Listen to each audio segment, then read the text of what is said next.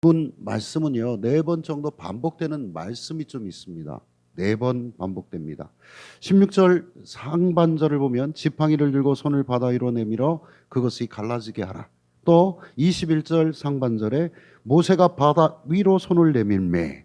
또 26절에 여호와께서 모세에게 이르시되 네 손을 바다 위로 내밀어 물이 애굽 사람들과 그들의 병거들과 마병들 위에 다시 흐르게 하라 하시니, 또 27절 상반절에 모세가 곧 손을 바다 위로 내밀매, 이렇게 되어 있습니다.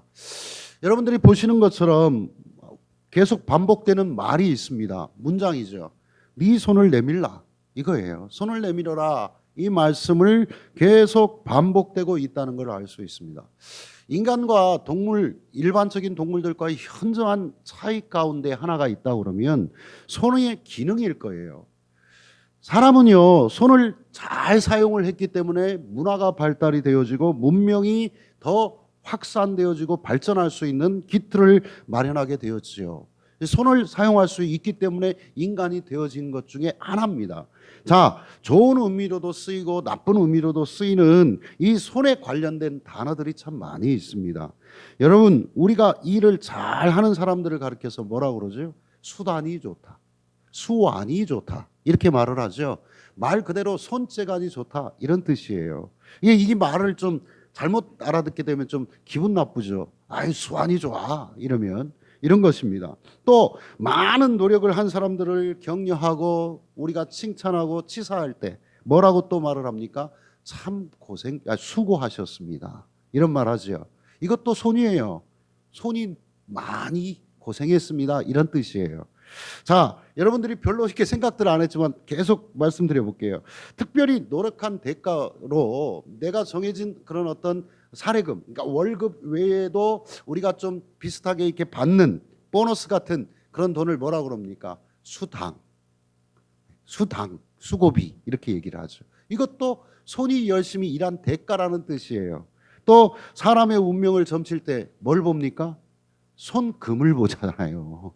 이게 바로 뭐라고 그럽니까? 수상, 이렇게 얘기를 하잖아요. 이게 이런 이 손의 역할이 우리에게 얼마나 중요하고 많은 일들을 우리에게 대변해 주고 있는가. 우리들이 삶을 살아가면서 그냥 모르고 쓰는, 아무 생각 없이 썼던 단어들 가운데 손과 관련된 말이 참 많습니다. 여러분, 누군가가 죄를 범했습니다. 그럴 때 이 사람의 행동을 차단하고 이 사람을 체포했을 때 제일 먼저 채운 데가 어디입니까? 손이에요. 그걸 뭐라고 그러죠? 수갑이에요. 손을 제동시킨다, 이런 뜻입니다. 이게 이렇게 다 되어 있어요. 성경을 읽다 보면 여러 가지 유형들의 손을 발견하게 되어져요. 동생 아벨을 살해한 가인의 살인의 손, 또 하나님을 향하여 맹세하였던 아브라함의 언약의 손을 볼 수 있고요. 술람미 여인을 사랑하며 솔로몬이 노래 지으며 계속해서 만졌던 그 애정의 손, 또 병자들을 만지시면서 치유하셨던 우리 주님의 치유의 손, 예수님의 뺨을 치던 로마 군인들의 무례한 손, 예수 그리스도께서 십자가형의 판결을 받게 되어지는 그 순간 빌라도는 아무런 책임이 없다고 그러면서 대물을 씻었던 이 무책임한 손, 베드로, 야고보, 요한과 더불어서 악수를 청하면서 바울은 세계의 복음화를 위해서 이 세상이 하나님 나라가 되기를 다짐하면서 내밀었던 바울의 교제의 손. 우리는 이렇게 성경 여러 군데를 통하여서 정말 좋고 나쁜, 그리고 선하고 또 악한 그러한 손들을 만나게 되어집니다. 오늘 본문에서는 그중 하나, 모세의 아름다운 손을 우리가 발견할 수 있게 되어져요. 자, 하나님께서 말씀하십니다. 네 손을 내밀어라. 오늘 우리에게도 그렇게 말씀하십니다. 하나님은 모세에게 명령하시지요. 바다를 향해서 네 손을 내밀라. 오늘 모세는 그 손의 형상을 그대로 내밀면서 하나님의 말씀 앞에 순종합니다. 순종했을 때 모세의 손은 놀라운 하나님의 도구가 되어졌고, 그동안 목자로서 험한 일들을 감당하면서 이렇게 헝클어지고 저렇게 헝클어지고 이리 상처 입고 저리 상처 입었던 이 손, 정말 험한 일을 해서 마디마디가 그냥 울퉁불퉁해진 그 아름답게 보이지 않는 그 손이 아름다운 손으로 변화가 되어진 겁니다. 그 손이 어떤 손인지 오늘과 다음 주에 걸쳐서 우리가 좀 살펴볼 거예요. 먼저 첫 번째로 모세의 손은 믿음의 손이 되었어요. 16절을 함께 읽어보겠습니다. 16절을 함께 읽어봅니다. 시작. 지팡이를 들고 손을 바다 위로 내밀어 그것이 갈라지게 하라. 행하리라. 네 손을 내밀라. 그러면 반드시 바다가 갈라질 것이다. 이게 하나님의 말씀이에요. 그런데 여러분, 오늘 또 우리가 성경 말씀을 대할 때 조금 상상력이 필요하다고 제가 말씀을 드렸던 게 계속 반복될 건데요. 저에게 이 말씀을 하신다면, 아니 여러분들에게 자 바다가 갈라질 것이니까 네 손을 내밀어라 라고 여러분 각자에게 하나님께서 말씀하신다면 어떤 생각을 하실 수 있을까요? 제일 먼저 무슨 생각을 할 수 있을까요? 믿음이 부족한 저 같으면 손을 내밀었는데 안 갈라지면 어떻게 하지 이거? 여기에 막 사람들이 바글바글한데 이렇게 많은데 아유 안 갈라지면 속된 표현으로 너무 쪽팔린 것 같아요 이거. 하나님 이게 좀 왜 이런 일을 나한테 시키지? 다른 사람도 있을 텐데 상당히 걱정과 염려가 됐을 것 같아요. 혼자 있으면 하나님의 말씀을 듣고 백성들이 저만치 떨어져 있으면 실험 삼아서 한번 쭉 뻗어보면 될지 안 될지 이렇게도 한번 해볼 수 있지 않겠어요? 그런데 남자 장정만 61만 명이 넘어요. 여기가 숫자로 헤아릴 수는 500만이 넘는 막 여자들까지 어린아이들까지 막 바글바글해요. 이거 참 걱정되는 일 아닙니까? 그런데 모세는 내밀었어요. 왜 내밀었어요? 믿었으니까. 믿음이 있으니까. 손을 내밀었던 거예요. 하나님의 분명한 계획이 있으시다는 것과 또 하나님께서 그 모든 일을 하실 것이라는 신뢰, 그리고 하나님의 말씀을 의지하여 그 일을 확신하였기 때문에 모세는 손을 내밀 수 있었던 거예요. 믿음의 손이 되었던 거예요. 바다를 향해 내민 모세의 손은 믿음의 손이었습니다. 바로 그 믿음이 홍해 바다를 가른 것입니다. 여러분, 우리의 삶도 마찬가지예요. 여러분, 우리가 막막하고 정말 진퇴양난, 정말 어디로 가야 될지 모르는 방향 감각을 상실하고 살아가는 이 세상, 언제 어떤 일이 우리에게 닥칠지 몰라서 정말 한치 앞을 내다볼 수 없는 이런 세상 속에 우리가 살아가잖아요. 그때 우리가 하나님을 믿고 신뢰했을 때, 주께서 우리에게 살아갈 방법과 그 길을 우리에게 제시했을 때 그 말씀을 듣고 믿어야지요. 그래야 현실화되는 겁니다. 오늘 그렇게 된 거예요. 바로 그 믿음이 가른 거예요. 그래서 히브리서 11장 29절 말씀에 이런 고백이 있습니다. 믿음으로 그들은 홍해를 육지같이 건넜으니 애굽 사람들은 이것을 시험하다가 빠져 죽었으며, 이렇게 되어 있어요. 히브리서 기자가 모세의 그 출애굽 광경, 이스라엘 백성들의 출애굽 광경을 상상하면서 이들이 믿음으로 나아갔다고 얘기하잖아요. 모세와 이스라엘 백성들이 홍해를 육지처럼 건너갈 수 있은 이유는 뭐라고요? 믿음 때문입니다. 믿어야 합니다. 모세와 이스라엘 백성들은 믿음으로 홍해를 육지처럼 건너갔습니다. 자, 그렇다면 여기서 믿음으로 건너갔다는 것은 구체적으로 어떤 의미를 우리에게 부여해 줄까? 한번 생각해 봐야죠. 여러분, 홍해 바다가 어떻게 갈라졌는가 그 양상을 좀 한번 보게 되어지면, 만약에 이스라엘 백성들이 홍해 바다 앞에 섰을 때 바다야 갈라져라 하는 하나님의 음성이 들리면서 홍해 바다가 쫙 가난이 갈라지고 난 후에 모세가 백성들을 이끌고 건너갔다면 이게 믿음입니까? 믿음이 아닙니까? 이게 믿음이 아닙니다. 홍해 바다는 계속해서 물이 가득했어요. 여러분, 어디 바다를 가게 되면 바위벽에 막 파도가 팍 그냥 칠 때마다 좀 무섭지 않습니까? 두렵잖아요. 이런 상황이. 그런데 하나님께서 모세에게 어떻게 말씀하셨습니까? 손을 내밀어라. 네 손을 내밀어라. 그 손을 내미는 그 순간에 바다가 갈라졌습니다. 어떻게 갈라졌을까? 우리의 상상력을 좀 동원합시다. 손을 딱 내미는 순간 홍해 바다가 두 갈래로 쫙 갈라졌을 것 같습니까? 아니면 손을 딱 내미는 순간마다 조금씩 쫙 갈라지고, 또 손을 딱 내미니까 또 쫙 갈라지고, 또 손을 딱 내미니까 쫙쫙쫙쫙 갈라졌을까요? 한번 생각해 보시라니까. 웃지만 말고. 어떻게 갈라졌을 것 같아요? 후자? 예, 이경수 권사님 후자랍니다. 그러면 아니다, 하나님의 능력이 있지, 한 번에 다 갈라주셨을 거다. 없습니까? 예? 1번? 우리 김수정 권사님 1번. 제 생각은 이경수 권사님 생각과 똑같아요. 아마도 여러분의 생각은 다 다를 수 있지만, 왜냐하면요, 한 번만의 믿음이 아니라 지속적인 믿음이 필요해요. 우리들의 삶에 있어서 한 번 믿으면 끝? 그러면 구원파지, 이단이 되는 거지. 우리의 믿음은 매일매일 갱신돼야 돼. 매일매일 더욱더 성장해 가야만 되는 거예요.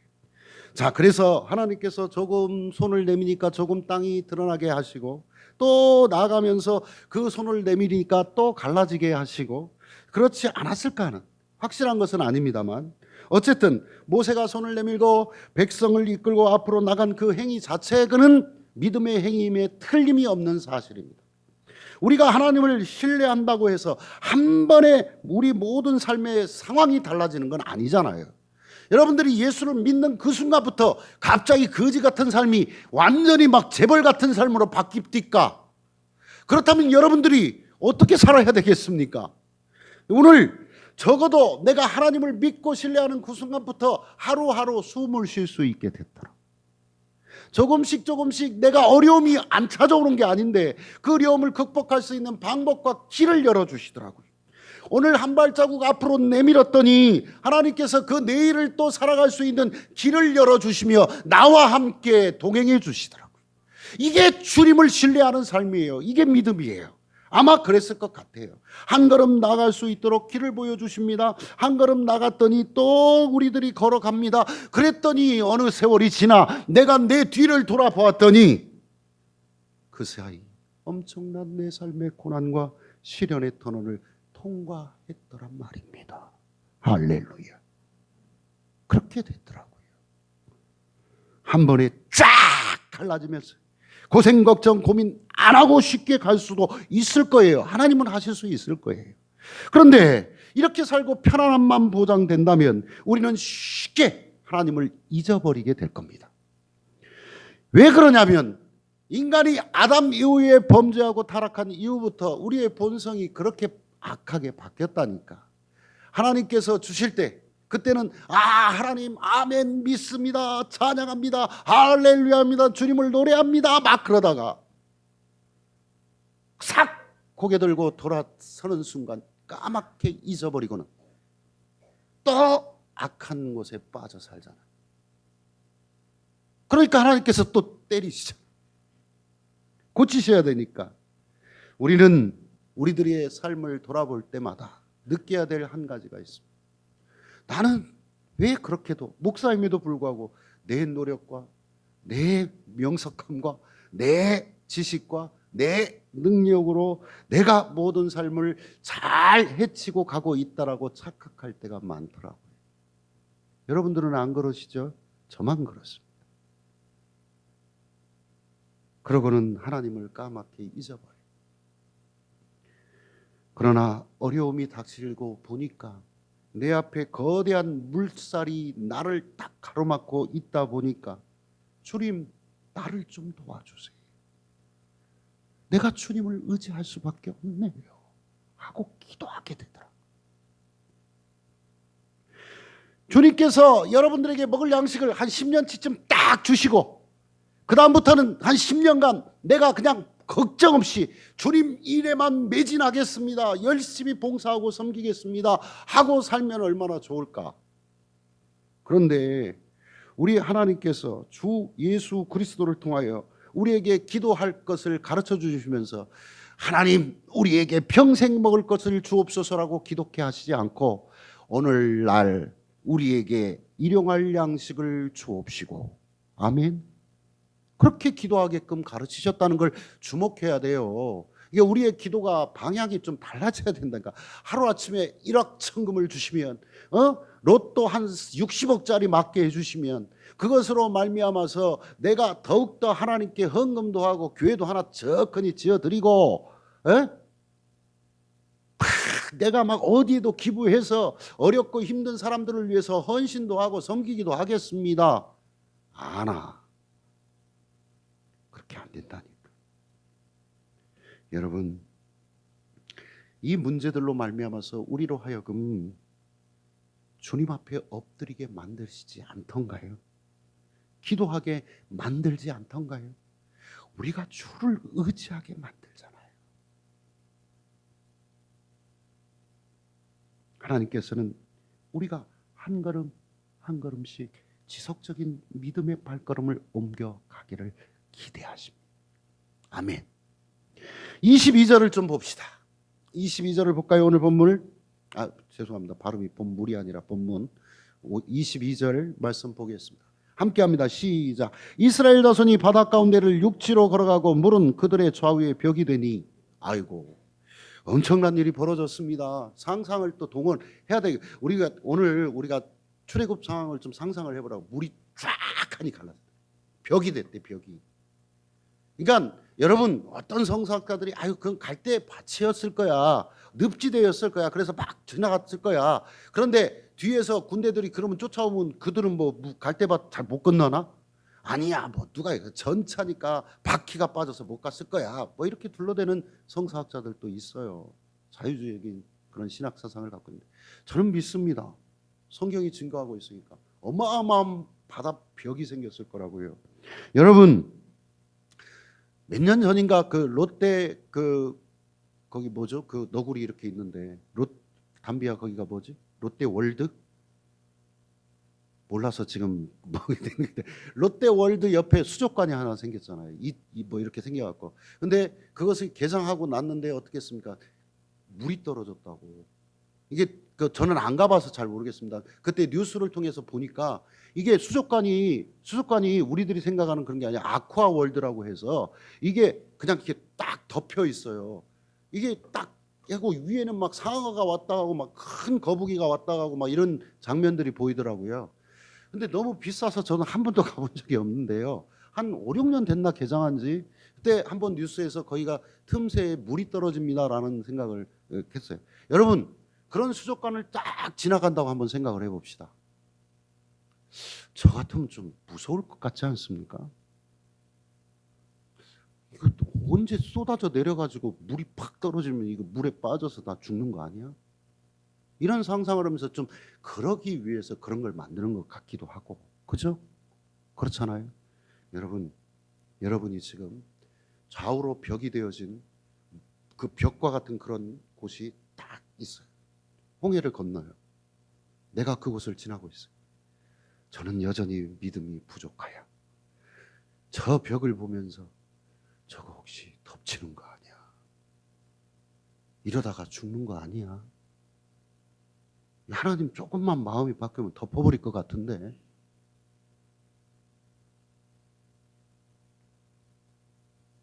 그런 생각 안 들 것 같아요? 우리 교인들은 훌륭하십니다.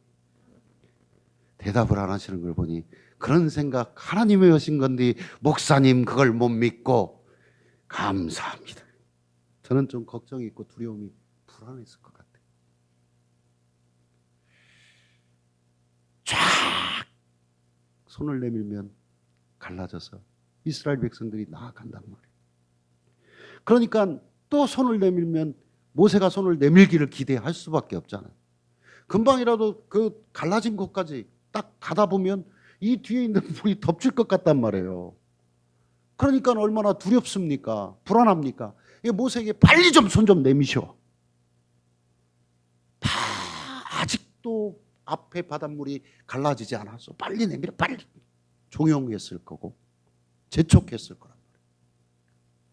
그러면서 모세가 이제는 귀찮으니까 아론과 훌, 그 두 장로들이 했던 것처럼 불렀을 거예요. 아론, 훌, 장로님들 일로 좀 오시오.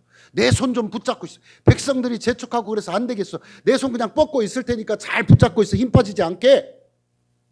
그랬을 수도 있다라는 나만의 상상력을 말씀드립니다.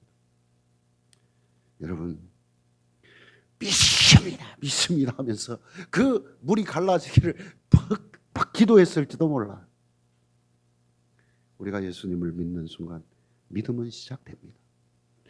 그리고 믿었으니까 거기에서 끝난 것이 아닙니다. 하루하루 우리의 믿음의 행진이 그때부터 시작이 된 거예요. 내가 예수를 믿었으니까 당연히 복 받아야 되고 당연히 무엇이 주어지는 게 아닙니다. 하루하루를 살아갔더니 오직 의인은 믿음으로 말미암아 살리라. 이 말씀은 무슨 말입니까? 한 번 믿었으니까 끝! 이게 아니라 날마다 하루하루 믿음으로 사는 여정이 우리의 인생의 여정에 그리스도인들의 삶에 완전히 베꼈더라 이 말이에요. 그렇게 살아만 가야 돼요. 주님을 나의 구세주와 주님으로 받아들이고 의지할 때만 믿음이 필요한 것이 아니라 날마다 오늘 내일 하루하루 사는 순간마다 우리의 삶의 현장에서 우리는 이 믿음의 연습이 계속 되어져야 되고 훈련하면서 죽을 때까지 가는 겁니다. 이게 성화의 과정이라고 늘 말씀드리잖아요. 그래서 믿음으로 사는 거예요. 오직 의인은, 내가 의인이 된 것이 무슨 의로운 일을 해서 내가 무슨 어떤 일을 하는 순간 의인이 되어졌습니까? 아니에요. 주님께서 나를 의롭다 칭해 주셨으니까, 내가 주님을 내 주로 고백하는 그 순간부터, 내 주로 나를 구원하신 그 구원주로 믿는 그 순간부터 너는 의인이야 라고 칭해 주니까, 그러니까 바울은 얘기하는 거예요. 오직 의인은 믿음으로 계속 살아라. 아멘. 여기서 믿음으로 살라는 말은 누구를 믿으라는 거예요? 하나님을 믿고 우리 주 예수 그리스도를 믿고 성령님의 역사를 믿고 살아라. 매일매일. 오늘 내 삶에 부딪힌 어려운 문제들이 있습니까? 고통스러운 인간관계에서 때로는 우리들이 실수하기도 하고 실패하기도 하고 좌절하고 낙심하기도 하면서 삽니다. 그러면 오늘 우리는 주님께 기도할 수밖에 없습니다. 오늘을 주님께 맡깁니다. 제가 오늘 또 실수했습니다. 낭망했습니다. 좌절했습니다. 왜 이렇게도 나는 어제 한 죄를 또 짓고 있는지 모르겠습니다. 하나님, 오늘은 제발 성령님이 나를 꼭 붙잡아 주셔서 그와 같은 류의 죄를 짓지 않도록 제발 부탁드립니다. 오늘 또 기도하면서 도와주십시오라고 하는 이유가 이런 일이잖아요. 저희 교회가 지금 참 비가 새는 곳이 또 여기 앞에 생겨가지고 지난 수요일 날 봤더니 비가 언제 하여튼 비가 좀 새더라고요. 이 교회 짓는데 참 고생 많이 했습니다. 이제는 말할 수 있습니다. 이 교회를 지을 때 처음, 그런데 물론 돈이 그렇게 풍족하지 않으니까 노회에서는 어느 정도 일정 금액을 줬어요. 그런데 이 교회를 지으랍니다. 내 생각에는 그냥 어디 좀 크고 아름다운 상가 하나 분양받으면 그 돈이면 될 것 같은데, 기념교회니까 창피하니까 지으라고 그렇게 종용을 하는 거예요. 그래 어쩔 수 없이 지어야 되겠다. 그래서 짓는데 돈이 많이 있었겠습니까? 없어요. 막 교회를 짓고 땅을 매입하고 어떻게 그 나머지 돈으로 교회를 지어 가는데 어느 정도 쓰고 나니까 돈이 바닥이 나버렸어요. 그래서 교회가 제가 생각에 조립식이니까 늦어도 2개월 아니면 끝날 줄 알았어요. 한 8월 중순경이면 끝나겠지. 근데 이 교회가 9월 말까지 간 이유가 있습니다. 돈이 없어서. 그래서 어떻게 한 줄 아십니까? 교인들, 그나마 우리 교인들한테 부담은 주기는 싫고 큰 교회들 쫓아갔습니다. 기도하고 갔습니다. 하나님, 돈이 없습니다. 좀 주세요. 내 집 짓는 거 아닙니다. 하나님 성전 지으려고 합니다. 큰 교회들 막 쫓아다녔어요. 그때 이 교회에서 얼마, 이 교회에서 얼마, 또 어떤 또 아는 분들이 또 얼마 헌금해 주셨어요. 그래도 조금 우리 교회가 빚이 남았습니다만, 그리고 또 빚도 지고 그때마다 무릎 꿇고 기도하면서 기도 안 할 수가 없어요. 여러분들 같으면 기도 안 하고 가서 인간관계로 그분들한테 달라고 하면 막 돈이 나올 것 같습니까? 내가 무슨 맡겨놓았습니까? 눈물바람 해가면서 한 거예요. 다른 것 때문에 내가 무슨 육체적으로 힘이 들어서 나중엔 지쳐서 이러기도 싫더라고. 그렇지만 그때그때 기도하게 하시고 만나게 하시고 내가 생각지도 않았던 어떤 분들의 그런 헌금이 우리 교회를 짓게 만든 겁니다. 정말로 여기에는 하나님의 역사가 살아있는 교회예요. 그러니까 체험된 우리 하나님을 의지하였더니 하나님께서 우리를 길을 열어주시고 가게 한 거예요. 한 걸음 나가면 그때 끝 무렵에 가서는요, 정말로 한 걸음 인건비 주고 물건 좀 사고 딱 며칠 또 일하고 또 며칠 쉬어야 되는, 쫓아가서 다급한 그런 상황들을 또 이야기하고 이런 상황이 반복이 되니까 지치더라니까. 한 번은 지붕이 씌워지지도 않았는데 한쪽에서 아무도 없는데 무릎팍 꿇고 여기 목양실 자리에서 내 눈물 흘리면서 1시간씩 기도한 적도 있어요. 기도하게 만든다니까. 여러분들에게 처음 하는 얘기입니다. 여러분, 기도는 우리의 믿음의 표현입니다. 내가 하나님께 땡깡 부리는 게 아니에요. 하나님, 이 문제에 관해서 내가 할 수 있는 능력이 이것밖에 되지 않습니다. 주께서 함께 하시지 않으면 내가 할 게 없네요. 우리의 부모가 아플 때, 우리의 자녀들이 아플 때 내가 동동 발 구른다고 해서 어떠한 역사가 일어나는 것 절대 아니잖아요. 멀리 떨어져 있어도 주님 의지하면서 기도하는 매일매일의 순간이 있기 때문에 기적과 같은 역사가 일어날 줄로 믿습니다. 그렇게 우리는 살아가야 됩니다. 자, 엄청나게 넘실대는 홍해 바다 앞에서 모세와 이스라엘 백성들은 그 앞에서 손을 내밀었습니다. 처음에도 서두에도 말씀을 드렸지만 목동으로서 40년 동안 살았다면 정말 손이 얼마나 거칠어졌겠습니까? 그러나 이 손, 믿음의 손은 아름다운 손이 되었음을 믿으시길 주의 이름으로 축원드립니다. 자, 두 번째로 모세의 손은 은혜의 손이 되었습니다. 여러분, 홍해 바다를 가르기 위해서 하나님이 꼭 모세를 사용하실 필요가 있을까요? 없을까요? 묻잖아요. 대답 좀 해보셔요. 꼭 사용하실 필요가 있을까 없을까? 모세 아니면 안 돼요? 안 해요. 하나님이 직접 하시면 될까요? 안 될까요? 하나님이 하시면 돼요. 그러면 하나님의 영광이 더 드러날 거예요. 여러분 생각해 봅시다. 하늘로부터 손 하나가 딱 나타나더니 거기서 쫙 갈라져라 하고 음성이 들리더니 쫙 갈라졌어요. 그 순간 이스라엘 백성들뿐만 아니라 그 성경의 증언에서 오늘까지 그러한 현상, 그러한 일들이 우리에게 펼쳐진 것이 증명된다면, 성경을 통해 증거되어지니까 우리에게도 지금도 그 성경 말씀을 읽는 순간 하나님 할렐루야, 정말로 감사합니다. 그런데 하나님께서 그렇게 하셨어요? 모세 보고 네 손을 내밀라 하셨잖아요. 맞지요? 여기에는 하나님의 계획이 있으십니다. 하나님의 의도가 하심이 있습니다.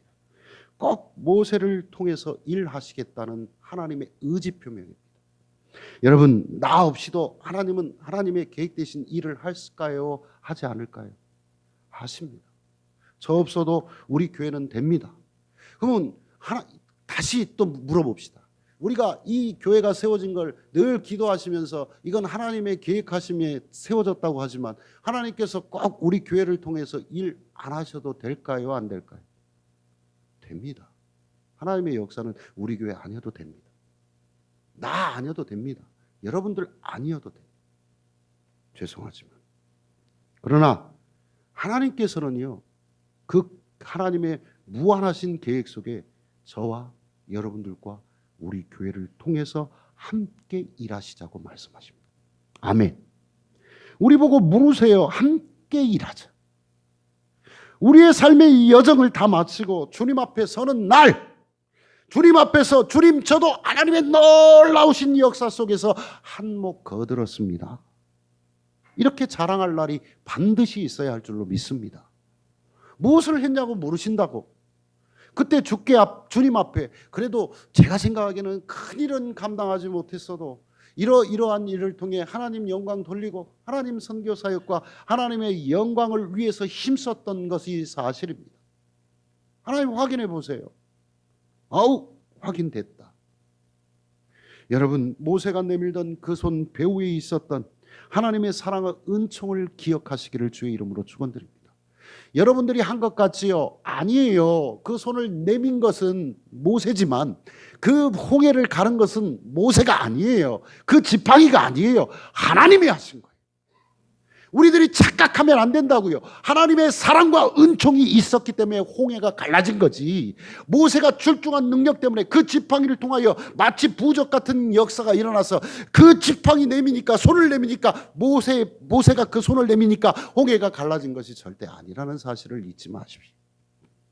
하나님의 은총이에요. 하나님의 은총. 그래서 출애굽기 15장 전체는요, 모세와 이스라엘 백성들이 홍해에 그 건넌 후에 찬양하는 그런 노래입니다. 하나님께 영광을 돌리는 노래인데요, 1절을 보게 되면 이렇게 되어 있습니다. 이때 모세와 이스라엘 자손이 이 노래로 여호와께 노래하니, 일러스되 이렇게 되어 있고요.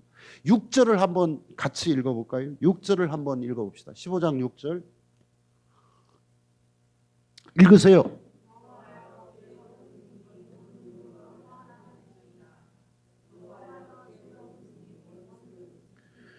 이 노래 속에 있는 모세의 고백을 우리들이 발견해야 됩니다.